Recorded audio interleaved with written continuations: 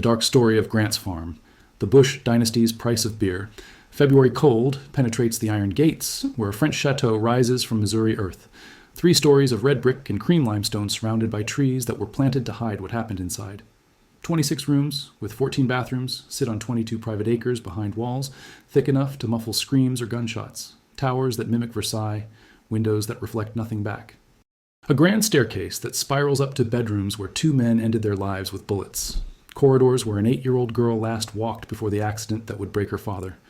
One family built this castle with beer money that flowed from every tavern in America. They called it Paradise. They called it Grant's Farm. But the fortune that paid for French architects and Bavarian craftsmen and acres of manicured deer park was measured in more than dollars. Was this the cost of building an empire, or was something darker woven into the very bricks? The land remembers things the living choose to forget. In 1856, a young Army captain named Ulysses S. Grant built a log cabin here on 80 acres his father-in-law gave him as a wedding gift. He called it hardscrabble, a bitter joke about soil too poor for farming and luck too thin for profit. Grant failed at everything he touched before the war gave him purpose. He abandoned the cabin after 3 months. His wife Julia never liked it. The logs sat empty for decades, a monument to failure on land that seemed cursed for anyone trying to make something from nothing. Then in 1903, August Anheuser-Busch Sr., heir to the largest brewery empire in America, purchased 281 acres that included Grant's old farm. He was 37 years old, president of Anheuser-Busch, and wealthy beyond what Grant ever imagined during those desperate farming years. Busch saw something different in this land, not farmland, not even a country estate. He saw a private kingdom where American beer royalty could live apart from the masses who made them rich. The story begins not in Missouri, but in St. Louis in 1860, when a German soap manufacturer named Eberhard Anheuser bought a failing brewery from the ruins of the Bavarian Brewing Company. Anheuser knew nothing about beer. He knew money. The brewery was collapsing, drowning in debt, worthless to everyone except a man who understood that sometimes you buy disasters cheap and hire someone who knows how to fix them. The Bavarian brewery sat in underground caverns near the Mississippi River, naturally cool spaces perfect for fermentation, but requiring capital and expertise Anheuser didn't possess. He needed a partner who understood brewing. That someone was Adolphus Busch, another German immigrant who arrived in St. Louis in 1857 with 3 brothers and no prospects beyond what they could create. Adolphus was born on July the 10th, 1839 in Kastel, a district of Mainz in the Grand Duchy of Hesse, the last of 21 brothers. His family ran a wholesale business, supplying wineries and breweries. Adolphus received quality education at the Collegiate Institute of Belgium in Brussels, but as the youngest of so many brothers, he knew he would inherit almost nothing. At 18, he emigrated with 3 of his older brothers to America, landing in St. Louis specifically because the city was drowning in German immigrants who brought their beer culture with them. Busch started as a clerk, then partnered with Ernst Battenberg to found a brewing supply company selling equipment to the 36 breweries scattered through the city. Eberhard Anheuser was one of his customers. When Anheuser's brewery began struggling despite the investment, he needed more than equipment. He needed someone who understood fermentation chemistry, aging processes, distribution logistics. Adolphus Busch was courting Anheuser's daughter Lily, the 3rd of Eberhard's daughters, a strategic romance that became genuine affection.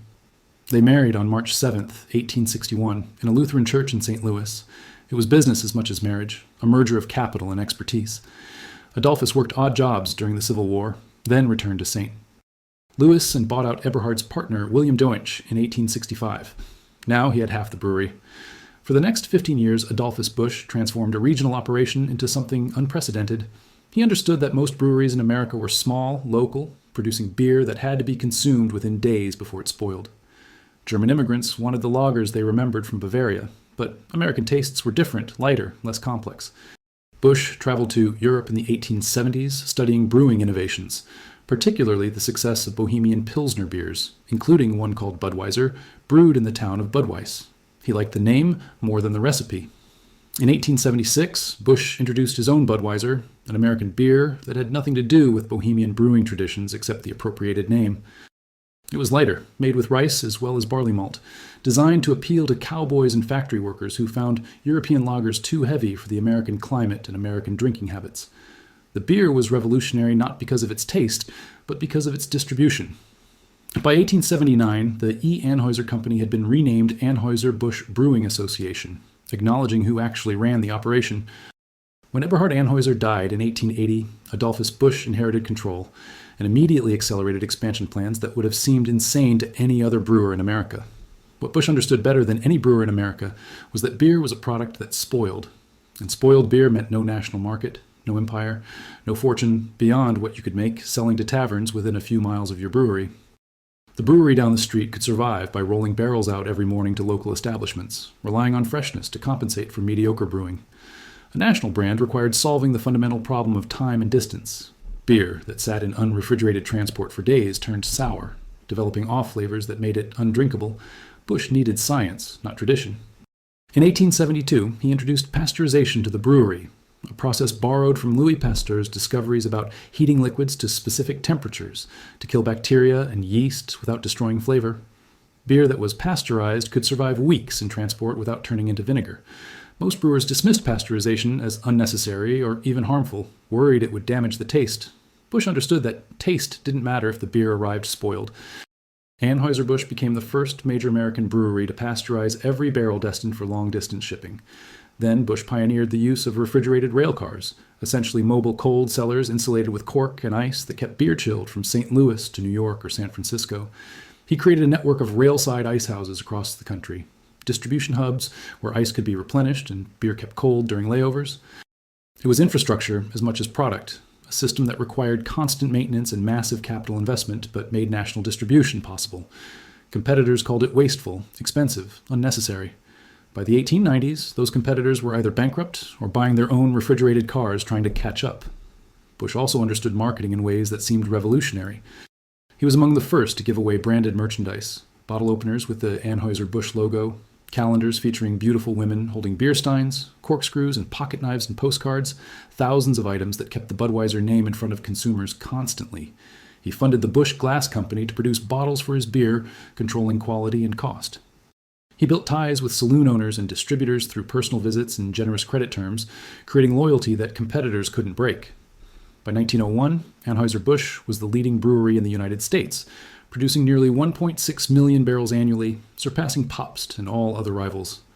Adolphus Busch became fabulously wealthy, building estates in St. Louis and California, purchasing a villa in Germany called Villa Lilly in Linschied near Langenschwalbach. He donated $350,000 to Harvard University to endow a Germanic museum, Adolphus Busch Hall, buying respectability for a beer fortune. He entertained presidents and European aristocracy. He was referred to as the King of Beer in newspapers, a title he embraced and incorporated into marketing materials. The Budweiser slogan, "The King of Beers," was borrowed from Bohemian brewing traditions, but reimagined as American dominance. Ironically, Adolphus Busch himself rarely drank beer, jokingly referring to his product as "Dot Schlapp" and preferring wine. What he sold and what he consumed were different things, a disconnect he found amusing rather than hypocritical. The product was never about personal taste. It was about understanding what millions of Americans wanted to drink and making it available everywhere they looked. But success on that scale required not just innovation, but ruthless efficiency. Adolphus Busch demanded perfection from employees, fired anyone who couldn't meet standards, ran the brewery like a military operation where hierarchy was absolute and dissent meant dismissal. He initiated the idea that employees were part of a Busch family, cared for and nurtured by the company, loyal for life in exchange for job security and decent wages. It was paternalism disguised as benevolence, a system that worked brilliantly for productivity, but also created dependence. Workers who left Anheuser-Busch found it hard to get hired elsewhere in St. Louis brewing. The company controlled enough of the market that crossing the Busch family meant career suicide. This was the foundation August Anheuser-Busch Sr. inherited when his father Adolphus died in October 1913 at Villa Lilly in Germany, suffering from dropsy, the old medical term for congestive heart failure that made his body swell with retained fluids. Adolphus was 74 years old, having built the largest brewery in America from a failing operation he had entered through marriage. Control passed immediately to August Sr., who had been born December 29, 1865, the eldest of 14 children. August Sr. grew up inside the brewery. He learned to scrub fermentation tanks and inspect bottling lines and manage men who resented taking orders from the boss's son. At 19, he ran away to become a cowboy, a brief rebellion that lasted 6 months before he returned to St. Louis and accepted his inheritance. By the time his father died, August was 47 years old, hardened by decades inside the brewery, married to Alice Zizzeman, and ready to prove he could match what his father built. But something was already shifting by 1913, something that would nearly destroy everything Adolphus Busch had created. The temperance movement had been growing for decades. fed by Protestant churches and women's organizations, who blamed alcohol for every social ill from poverty to domestic violence. Brewers dismissed them at first, called them fanatics, underestimated how many Americans actually believed that banning alcohol would create a sober, moral nation. August Busch Sr. fought back the way businessmen fight, with lobbying and donations to politicians who promised to protect the industry. He built 3 upscale restaurants in St. Louis during the 1910s, the Stork Inn, the Gretchen Inn, and the Bevo Mill, each one designed to show that drinking happened in respectable places among respectable people, not just in dingy taverns. It was theater, an attempt to make beer seem civilized. It failed. In November 1918, President Woodrow Wilson signed the Volstead Act, which would institute prohibition starting in January 1920. The war to save the brewery from extinction was beginning, and August Busch Sr. knew it. August Sr. grew up inside the brewery, literally and figuratively. He learned to scrub fermentation tanks at age 12, inspect bottling lines as a teenager, manage men who resented taking orders from the boss's son long before he had earned the right to give those orders. At 19, he ran away to become a cowboy, a brief rebellion that took him west for 6 months of manual labor and disappointment before he returned to St. Louis and accepted that his inheritance was the brewery, whether he wanted it or not. He married Alice Zisman, daughter of a prominent St. Louis businessman, in a marriage that combined 2 German-American fortunes and produced 13 children. By the time his father died in 1913, August was 47 years old, hardened by decades inside the brewery, trained to be ruthless in business and unyielding in family matters. He knew he could never match his father's charisma or marketing genius, but he believed he could protect what Adolphus had built through discipline and refusal to compromise. Within months of taking control, August Sr. would face the greatest threat in the company's history. But first, he built a monument to everything he believed he deserved.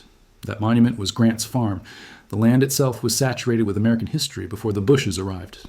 Colonel Frederick Dent, a plantation owner who kept slaves to farm 925 acres along Gravois Creek, 10 miles southwest of St. Louis, gave 80 acres to his daughter Julia when she married Ulysses S. Grant in 1848.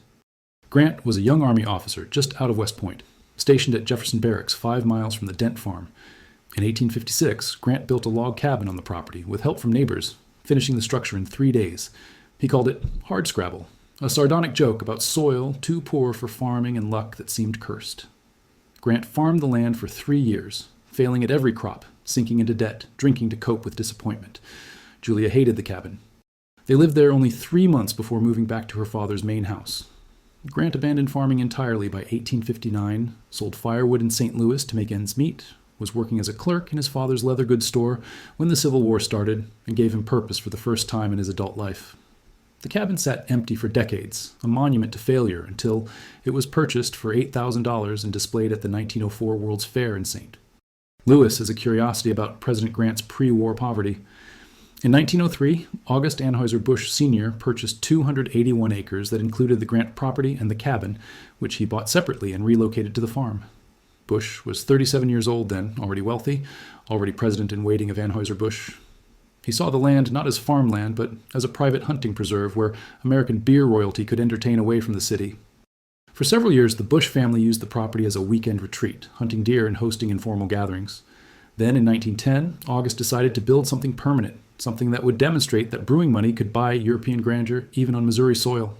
He commissioned architects Frederick Widman and Robert W. Walsh, German-Americans who specialized in brewery architecture and had worked extensively for the company's longtime architect, Edmund Jungenfeld. For the grounds, he hired Julius Pitzman, a famous surveyor who had designed some of the wealthiest estates in the Midwest, and George Kessler, whose landscape designs defined luxury for the St. Louis elite. The project would cost $300,000, roughly $9 million in current value, an enormous sum for a private hunting lodge, but modest compared to what Rockefellers or Vanderbilts spent on their Newport mansions. Construction began in 1910 under the supervision of the Fruin and Colnan firm, which had handled major brewery expansions. The design was French Renaissance revival, specifically inspired by several iconic French chateaux, including Chambord with its distinctive Renaissance features, Versailles with its marble court geometry, and Vaux-le-Vicomte with its massive oval entrance tower. But Busch wasn't building a replica. He was creating something distinctly German-American, a synthesis that honored his father's heritage while embracing French aesthetics. The mansion would be 3 stories plus a full basement built from red brick and cream limestone, 26 rooms with 14 bathrooms spread across 22 private acres that overlooked a deer park stocked with exotic animals. The centerpiece was the oval-shaped entrance tower, compressed compared to Vaux-le-Vicomte but still dramatic, housing a grand staircase that spiraled from the ground floor up to the private family bedrooms on the second and third floors. Towers with crenellated tops suggested medieval fortresses, a nod to the defensive architecture of German castles. Windows stretched floor to ceiling in the main entertaining rooms, flooding interiors with natural light that showed off parquet floors and carved wood paneling imported from European craftsmen. But where French chateaux exploded with elaborate sculpture, gilded ornamentation, and Baroque excess, the Busch mansion remained deliberately restrained, reflecting what German-Prussian architects had long described as the masculine strength lacking in French effeminacy. The facade was powerful rather than decorative, brick rather than pure stone, solid rather than delicate. Even the balustrade on the front entrance used brick balusters instead of carved stone columns, a choice that emphasized strength over refinement. And the grounds rejected the formal gardens that defined every French estate, those geometric parterres with trimmed hedges and marble fountains and gravel paths radiating from the central structure. Instead, nature came right up to the southern facade of the Busch mansion, wild and barely controlled, more appropriate for a hunting lodge than a palace. This was a deliberate statement. The Busch family was wealthy enough to build Versailles if they wanted, but they were Germans who had gotten rich selling beer to American workers, and they weren't going to pretend otherwise. Construction took 3 years. Workers laid thousands of bricks by hand, installed custom windows shipped from Europe, carved wood by German craftsmen trained in techniques passed down for generations. The basement included storage for wine and beer, mechanical systems for heating and cooling, servants' quarters where staff could work unseen. The ground floor featured a grand entrance hall, formal dining room, multiple entertaining spaces designed for hosting presidents and baseball players and visiting European dignitaries. The second floor held the master bedroom suite for August and Alice, bedrooms for their children, private sitting rooms. The third floor provided additional bedrooms and staff quarters for live-in servants. The mansion was completed in 1913, the same year Adolphus Busch died in Germany, and August Sr. inherited control of Anheuser-Busch. The timing was perfect or cursed, depending on how you interpret what followed. The chateau stood ready to host the celebrations of a family at the peak of American industrial power. Then Prohibition arrived like a biblical plague, and the money that built Grant's farm began to drain away into survival. The numbers from those Prohibition years tell the story of a business fighting for survival against forces that didn't care about jobs or families or the 2,000 workers who depended on Anheuser-Busch for their livelihoods. When the 18th Amendment went into effect on January 16, 1920, making it illegal to manufacture, sell, or transport intoxicating liquors across the United States, Anheuser-Busch immediately stopped brewing beer. The company had actually ceased beer production in October 1918, 2 months before President Wilson signed the Volstead Act, anticipating what was coming and trying to get ahead of the chaos. Revenue collapsed overnight. The brewery that had produced nearly 2 million barrels of beer in 1919, generating millions in profit, was suddenly manufacturing corn products, baker's yeast, ice cream, soft drinks called bevo, malt syrup explicitly sold for home brewing, and commercial refrigeration units. Every product line was an attempt to keep the factories running and workers employed, but most of them lost money or barely broke even.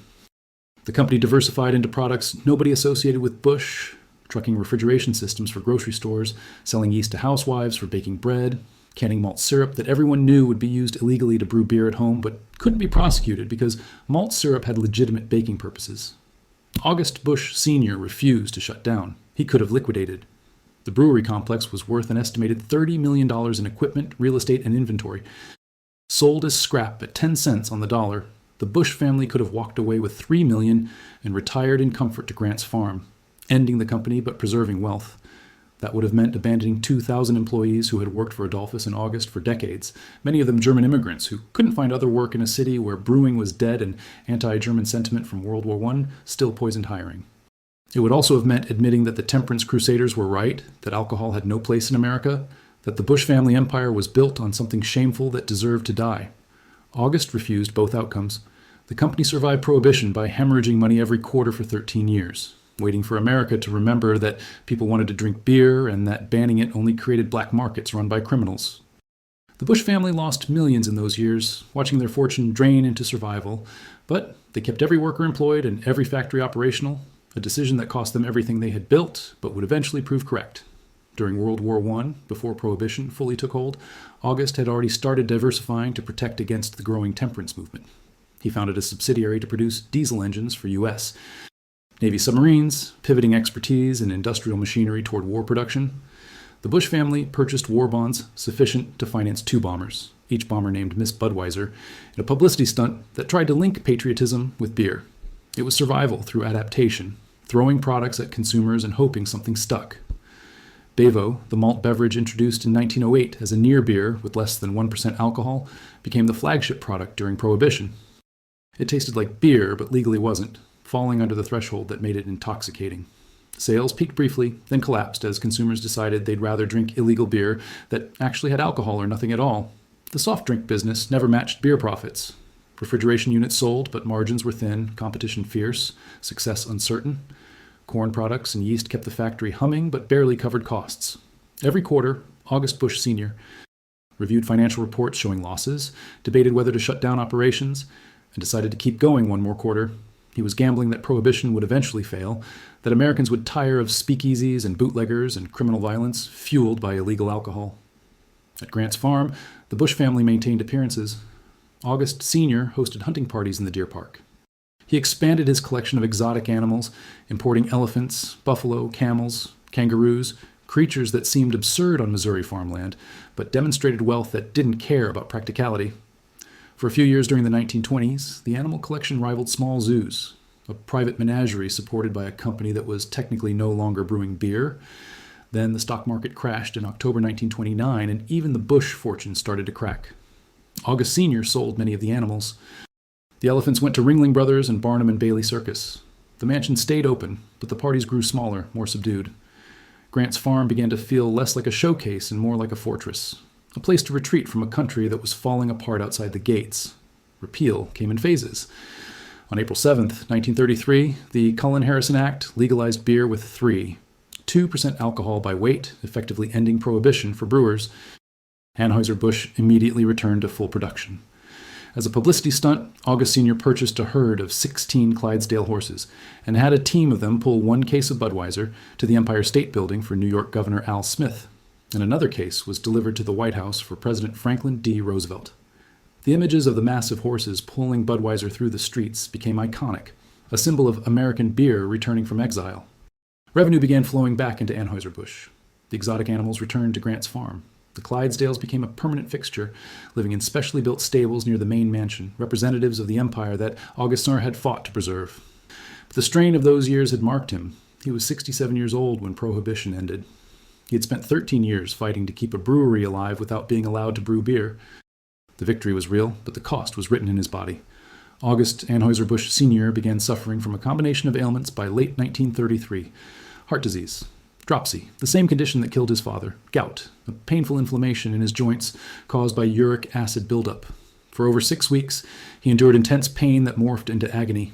Dr. P.E. Rutledge of Kirkwood, the family physician, prescribed morphine to manage the suffering, but morphine only dulled the edges. On February 10, 1934, Rutledge gave August a morphine dose around 7 in the morning. August was in his second-floor bedroom at the mansion, the same bedroom where he had slept for over 2 decades. By early afternoon, the morphine had worn off and the pain returned. Dr. Rutledge later testified that August had been almost like an insane person, with a staring look in his eyes. The man who had saved Anheuser-Busch from Prohibition could no longer endure his own body. Sometime in the early afternoon, August Sr. took a revolver from his desk drawer. He left a brief note on plain paper, unsigned, just a few words. "Goodbye, precious mommy and adorable children." Then he fired one shot. The bullet entered his chest and punctured his heart. The chauffeur heard the gunshot and found him bleeding on the bed. August Anheuser-Busch Sr. died almost immediately. He was 68 years old, less than 1 year after seeing Prohibition repealed and Budweiser flowing again from the brewery he refused to abandon. The St. Louis County coroner's jury gathered in the mansion's hunt and trophy room, surrounded by mounted animal heads and photographs of European hunting trips. They heard testimony from the chauffeur, from Dr. Rutledge, from family members who had seen August deteriorate over the final weeks. The ruling was quick: suicide due to long illness, causing him distress and agony. There was no investigation into whether someone else had pulled the trigger, no questions about suspicious circumstances. The Busch family accepted the official story, held a private funeral, and buried August at Sunset Cemetery in St. Louis. His eldest son, Adolphus Busch III, became president of Anheuser-Busch. But something had cracked open at Grant's farm that February day in 1934, something that wouldn't seal again no matter how much money the family made or how many acres they controlled. The mansion where August Busch Sr. shot himself stayed in the family, passing eventually to his second son, August Anheuser-Busch Jr., known universally as Gussie. Gussie had been born on March 28, 1899, the second son who grew up knowing he would never inherit the presidency unless his older brother Adolphus Busch III died or failed spectacularly. Adolphus III took control after their father's suicide, serving as president from 1934 to 1946, expanding production as Prohibition's repeal allowed beer to flow again. Then, in March 1946, Adolphus III died of a heart attack, and Gussie finally became CEO at age 47, the same age his father had been when he inherited control. Gussie was everything his father wasn't, everything his grandfather Adolphus had been times 10. He was flamboyant, reckless, charismatic, a natural salesman who loved spectacle and understood instinctively that beer was sold through image as much as taste, through association with sports and entertainment and American identity itself. Gussie transformed Anheuser-Busch through sheer force of personality. He didn't invent new beers or revolutionize brewing technology. He sold an image of what drinking Budweiser meant, made it synonymous with baseball and barbecues and everything American. In 1953, he bought the St. Louis Cardinals baseball team for $3, $75 million, not because he loved baseball, but because he saw it as the most effective beer advertisement ever conceived. The Cardinals had been on the verge of being sold to buyers in Houston who would have relocated the team. Gussie convinced owner Fred Sy, who was facing legal troubles, that civic pride mattered more than money, but the truth was simpler. Sy wanted to sell locally, and Gussie was the first credible buyer willing to keep the team in St. Louis. Once Gussie owned the Cardinals, the synergy was immediate. The brewery's Clydesdale horses became an opening day tradition at Cardinals games, massive draft horses pulling a beer wagon around the field while crowds cheered. The ballpark was renamed Sportsman's Park initially, then Busch Stadium in 1953, creating permanent association between beer and baseball. Gussie wore a Cardinals uniform to spring training, mingled with players, threw money at talent, and turned the team into a winning franchise that captured 6 National League pennants and 3 World Series during his ownership. The Cardinals were never just a baseball team. They were a $3, $75 million marketing investment that sold millions more in beer every year. But Gussie didn't stop with baseball. He arrived at his first Cardinals spring training camp in Saint-Ouen-Saint, Petersburg, Florida, driving a custom bus that cost $75,000, an enormous sum for a vehicle. The bus had 6 berths for sleeping, a full galley for cooking, a bar stocked with Anheuser-Busch products, a bathroom with shower, and a lounge where Gussie entertained reporters and players. The back of the bus displayed the Anheuser-Busch emblem in gold leaf. It was ostentation as strategy, making sure everyone knew the Cardinals were owned by the wealthiest beer family in America. Some in Congress hated it. Senator Edward Johnson from Colorado sponsored a bill that would have subjected baseball clubs owned by beer or liquor companies to antitrust laws, arguing that Gussie was a personable and able huckster who regarded baseball as a cold-blooded beer-peddling business. Gussie testified before the Senate Judiciary Committee, defended his ownership, and killed the bill. He won because Americans didn't care if beer companies owned baseball teams. They cared that Budweiser was ice cold and available everywhere, and associated with winning. Under Gussie's leadership from 1946 to 1975, Anheuser-Busch became the largest brewery in the world, surpassing all competitors and capturing nearly half the American beer market by the 1970s. In 1957, the company officially became the #1 brewer in the United States, a position it would hold for decades. Revenue climbed from millions to hundreds of millions to billions. The workforce expanded from thousands to tens of thousands. Distribution reached every state, every major city, every corner where Americans drank beer. Budweiser became more than a brand. It became shorthand for American beer itself, so dominant that competitors couldn't compete on scale and instead targeted niche markets or premium segments. Gussie opened Grant's Farm to the public in 1954, turning the private estate into a free tourist attraction where families could see exotic animals, ride tram tours through the deer park, and watch the Budweiser Clydesdales. Over 60,000 people visited the first year. It was marketing disguised as civic generosity, letting ordinary people walk where beer royalty lived, creating goodwill that translated into brand loyalty. Admission was free, but the Clydesdales and the animals and the Grant cabin all reminded visitors that Anheuser-Busch was a St. Louis institution, a family business that gave back to the city that made them rich. Gussie's personal life was as chaotic as his business success was methodical. He married 3 times. His first wife, Marie Church, bore him a daughter before dying in 1930. His second wife, Elizabeth Overton Dozier, apparently had an affair with Gussie before his first wife's death, and they married just 2 weeks after Elizabeth divorced her husband. That marriage produced 2 children, including August Busch III, the son who would eventually force Gussie from power. Gussie and Elizabeth divorced, and in 1953, Gussie married Gertrude Trudy Beholzer, a Swiss-born woman who was the same age as Gussie's daughter from his second marriage. Trudy was decades younger than Gussie, beautiful, charming, and she became the mother of 7 more children, all of whom grew up at Grant's farm during the height of Anheuser-Busch's dominance. Those 7 children lived a childhood defined by wealth and performance. Billy Busch, one of the sons, later described it as living like soldiers under a commanding officer who valued discipline over affection. Gussie treated his children like employees, demanded they represent Anheuser-Busch perfectly in public, used them as props for brewery marketing events. Family dinners were formal affairs, mistakes were punished, success was expected without praise. The children had access to everything money could buy: private zoo, swimming pools, tennis courts, servants. But what they didn't have was a father who separated business from family. To Gussie, everything served the brewery. Family was just another tool for selling beer. But even infinite wealth and marketing genius couldn't protect the Busch family from the pattern that had started with August Sr.'s suicide. The tragedies kept arriving, each one unexpected, each one hitting the family in the same mansion where the patriarch had killed himself 40 years earlier. December 6, 1974. 8-year-old Christina Martina Busch, Gussie's youngest child with Trudy, was riding home from school in the family's Volkswagen van. She was in the back seat. Her brother Andrew, 11 years old, was in the front seat. The chauffeur, Nathan Mays, 46 years old, was driving on Interstate 270 about half a mile south of Clayton Road when a tractor-trailer truck crossed the median and slammed into the van. Nathan Mays was killed instantly, his body shielding Andrew from the worst of the impact. Christina was thrown against the van's interior, suffering massive head and internal injuries. The accident involved 8 vehicles total, a pileup that shut down the highway. Christina was rushed to St. John's Mercy Medical Center, but the damage was too severe. She lingered for 11 days in the hospital, unconscious, sustained by machines, while her family waited for a miracle that never arrived. She died on December 17, 1974. Gussie Busch was 75 years old when his youngest daughter died. Friends described him as completely shattered. He had nicknamed Christina Honey Bee, doted on her in ways he hadn't with his older children, and her death destroyed something fundamental in him. The funeral was held at Grant's farm, a private mass celebrated by John Joseph Cardinal Carberry. The 3rd grade class Christina attended at Villa Duchesne School dedicated their Christmas program to her memory. Trudy Busch was equally devastated. For weeks after the funeral, Gussie barely spoke, wandered the mansion rooms, stood at windows looking out at the grounds where Christina used to play. The St.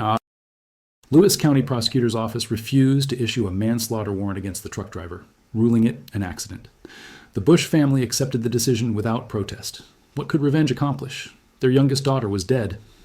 Then, in May 1975, only 5 months after Christina's death, Gussie's eldest son, August Busch III, led a boardroom coup that forced his father out as CEO and chairman of Anheuser-Busch.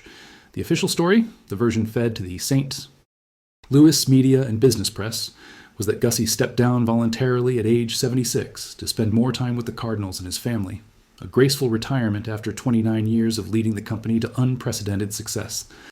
The truth, kept secret for over a decade and only revealed years later in biographies and investigative reporting, was that August III had spent months methodically convincing board members that his father was no longer capable of running a multi-billion-dollar corporation.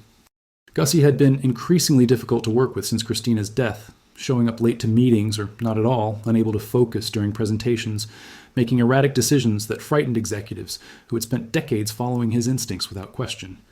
The grief had consumed him in ways that maybe could have healed with time, but time was something August III, and the board believed they didn't have. Competitors were gaining ground. Marketing decisions needed to be made. Investments required approval.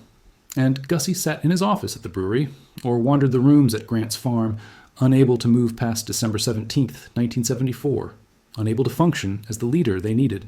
August III, always methodical, always calculating, presented the board with a choice.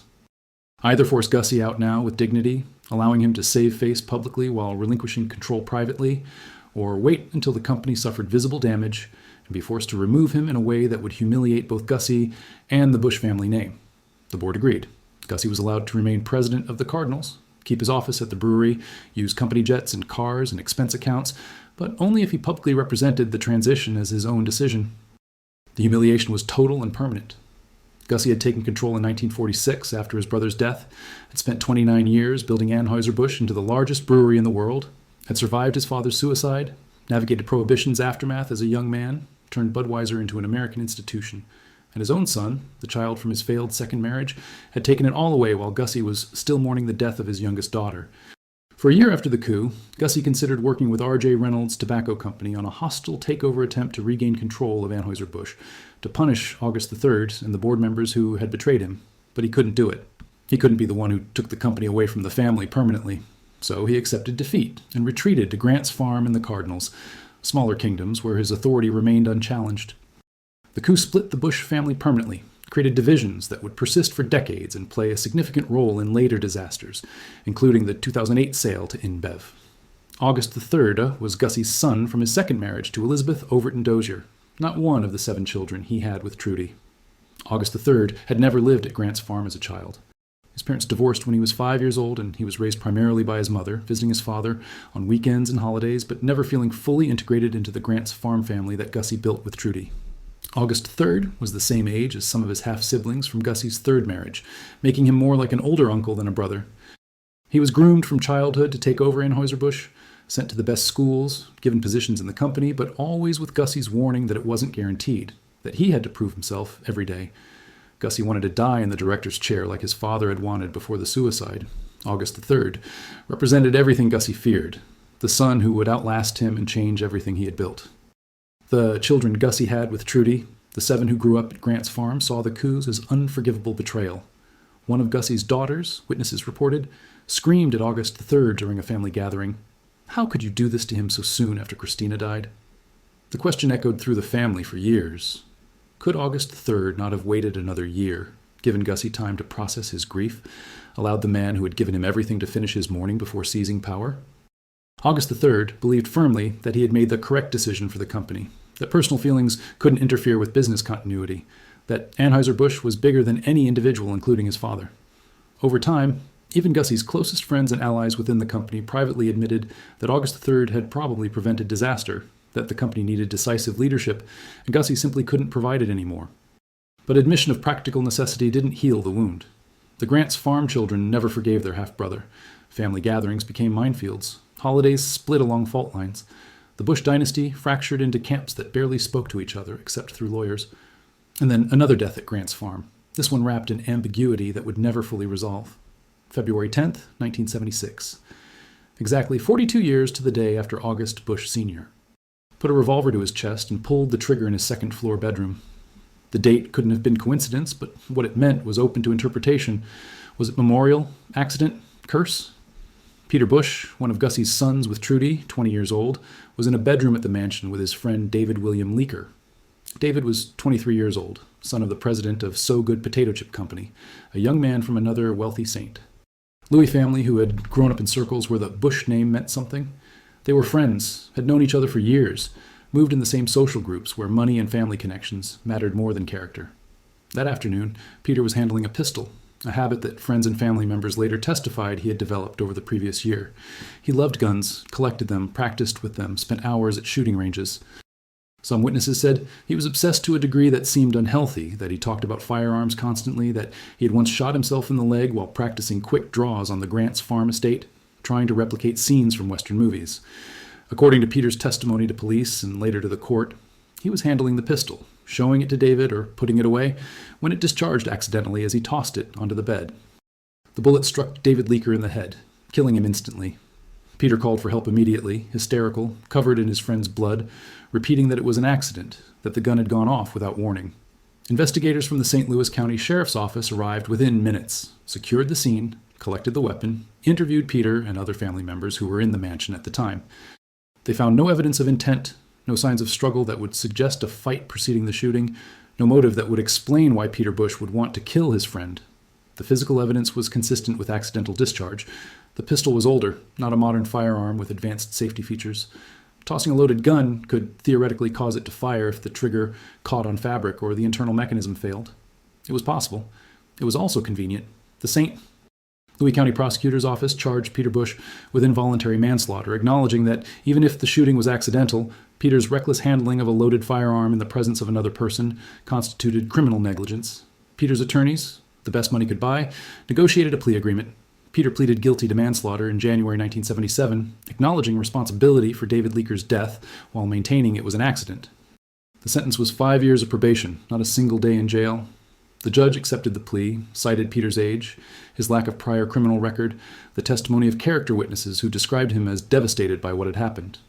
David Leaker's family received an undisclosed financial settlement from the Busch family, terms sealed by confidentiality agreements that prevented public discussion of the amount.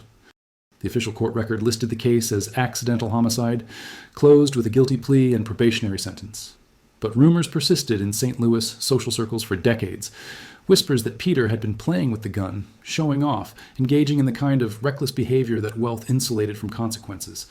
Stories that he was drunk or high when the gun went off, that blood and urine samples had been mishandled or never properly tested. Questions about why the Busch family allowed firearms in the mansion given what had happened there in 1934. Speculation that the same date, February 10th, meant something darker than coincidence. The truth was unknowable without evidence that didn't exist, or had been lost, or deliberately destroyed. What remained was the pattern. 2 deaths by gunshot in Grant's farm mansion. A suicide in 1934 that nobody questioned. An accidental shooting in 1976 that raised questions nobody could definitively answer. Peter Busch moved to Florida years after the probation ended, took over a lucrative Anheuser-Busch beer distributorship, lived quietly away from St. Louis and the memories of what happened in that bedroom. He never spoke publicly about David Leaker's death. The Busch family never discussed it beyond official statements, and Grant's farm added another ghost to its collection. Gussie Busch died on September 29, 1989, in the same room at Grant's farm where his father had committed suicide 55 years earlier. He was 90 years old. All 10 of his surviving children were at his bedside. He had placed Grant's farm in a trust for his 5 surviving children with Trudy, hoping they would maintain it as a public attraction and family gathering place. The will stated explicitly that Gussie wanted the farm to remain in the family. But even that final wish couldn't stop the fighting. In 2008, Anheuser-Busch was sold to Belgian company InBev in a $52 billion deal that made it part of the world's largest brewing conglomerate. The Busch family lost control of the company their ancestors had built. August Busch IV, who had served as CEO from 2006 to 2008, became the last Busch to run Anheuser-Busch. The sale devastated many in St. Louis, who saw the brewery as inseparable from the city's identity. But for the Busch family, it was one more loss in a dynasty that seemed cursed by its own success. Then, in 2015, the trust controlling Grant's farm began exploring options for a property that was losing money every year, despite being a tourist attraction, visited by hundreds of thousands annually. The Busch siblings who inherited the trust, the 5 children of Gussie and Trudy who survived to adulthood, had been fighting for years over what to do with an estate that symbolized family legacy, but drained resources maintaining animals, staff, facilities, and infrastructure for a public attraction that charged no admission. The operating costs ran into millions annually. Anheuser-Busch InBev, which had leased and operated Grant's farm since the 2008 sale, covered many expenses, but the fundamental question remained unanswered. What happens to Grant's farm when the Busch family no longer controls the brewery that made it famous? 4 of the siblings, Trudy Busch Valentine, Beatrice Busch, von Gontard Peter Busch, and Andrew Busch, wanted to sell approximately 198 acres to the St. Louis Zoo for approximately $30 million. The zoo had approached them directly in 2014, explaining plans to use the land for breeding endangered species, conducting research, expanding conservation programs that would align with Gussie's vision of sharing exotic animals with the public. The zoo proposal seemed ideal, maintaining Grant's farm as a public resource while transferring financial burden to an institution with sustainable funding. But Billy Busch, the youngest son who had started his own brewing company called William K. Busch Brewing Company making Kräftig beer, opposed the sale with every resource he commanded. Billy argued that his father's last will and testament explicitly stated Grant's farm should remain in Busch family ownership, that selling to the zoo violated Gussie's final wishes, that the family had a moral obligation to preserve what their ancestors built. He wanted to keep Grant's farm in the family, expand his own brewery onto the site, transform it into headquarters for his beer company while maintaining the public attraction. Billy's vision was continuation of the Busch brewing tradition, linking beer and animals and family name in ways his great-grandfather Adolphus would have recognized. His siblings saw it differently. They argued that Billy's offer was financially inferior to the zoo's proposal, that his plans were vague and underdeveloped, that he lacked the resources to sustain Grant's farm long-term, and that keeping it barely operational in family hands was worse than selling it to an institution that could maintain it properly for future generations. The dispute went to St. Louis Circuit Court in late 2015, fracturing the Busch family along lines that had existed since the 1975 coup and the decades of resentment that followed. The 4 siblings favoring the zoo sale filed suit, seeking to remove Grant's farm from the family trust and sell it to the St. Louis Zoo. They argued that Wells Fargo, the corporate trustee managing the property, had evaluated both offers and declared the zoo's proposal financially superior in every measurable way. The zoo was offering $30 million, guaranteed funding, institutional stability.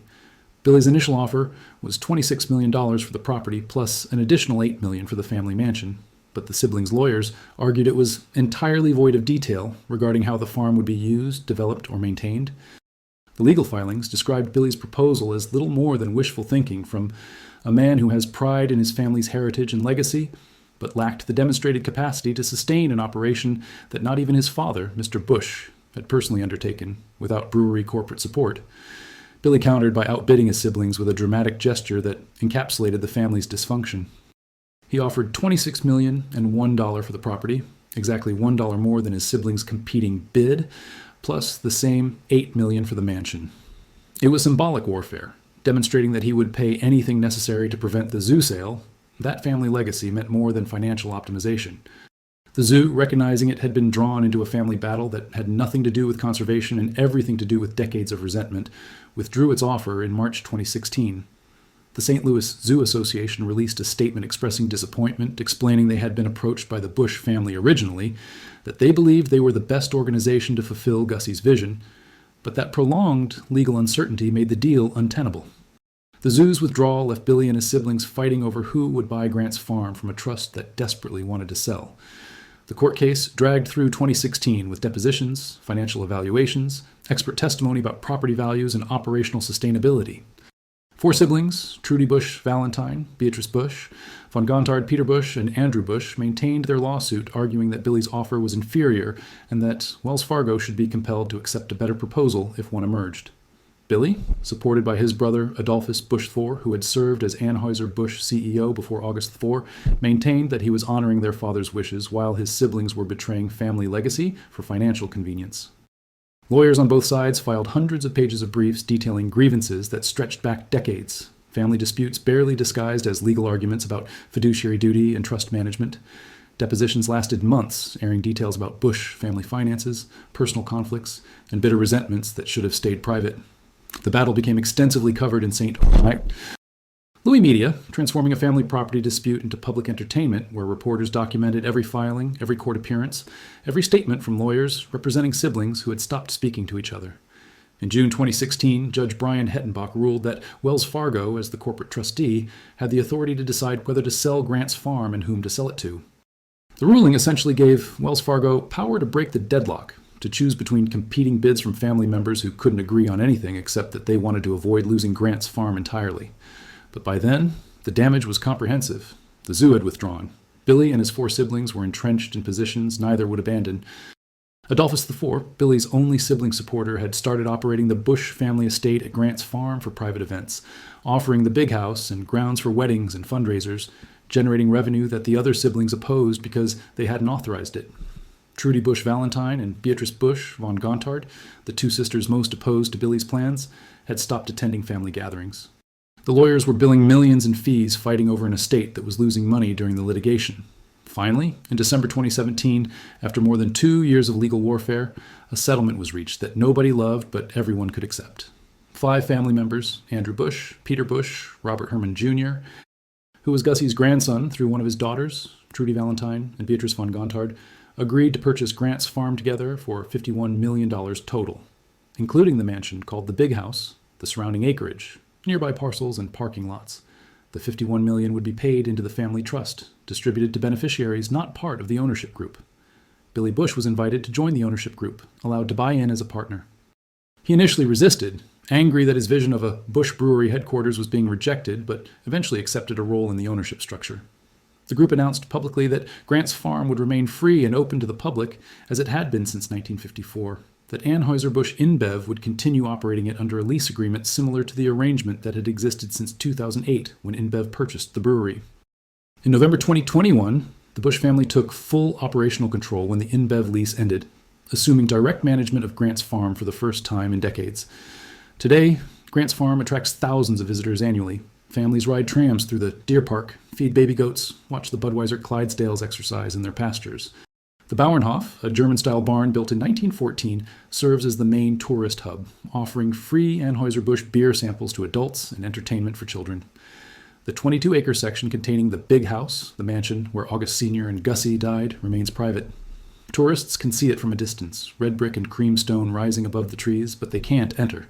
The Busch family still uses the mansion for private events, weddings, fundraisers. The rooms where two men ended their lives are decorated as they were in the 1910s, preserved as if nothing ever happened there. The grand staircase still spirals up to the second-floor bedrooms. The hunt and trophy room where the coroner's jury convened after August Sr.'s suicide still displays mounted animal heads. Tour guides mention that the property once belonged to Ulysses S. Grant. They explain that the Busch family built the chateau in 1913. They talk about the Clydesdales and the animals and the free beer samples.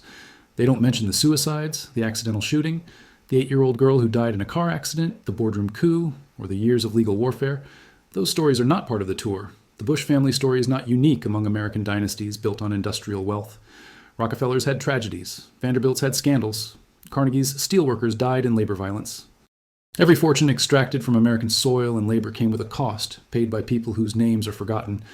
But there's something particular about the Busch family's suffering that seems tied to the mansion itself. 2 suicides in the same bedroom, an accidental shooting on the same date as the first suicide, a child's death that destroyed a father, siblings who could only agree to stop fighting after years in court. Perhaps it's coincidence. Perhaps tragedy visits every family equally, and the Busch tragedies only seem concentrated because wealth makes them visible. Or perhaps Grant's farm was cursed from the beginning, built on land where Ulysses S. Grant failed at farming before he found success in war, a place where ambition and desperation soaked into the soil and waited for the next family to arrive.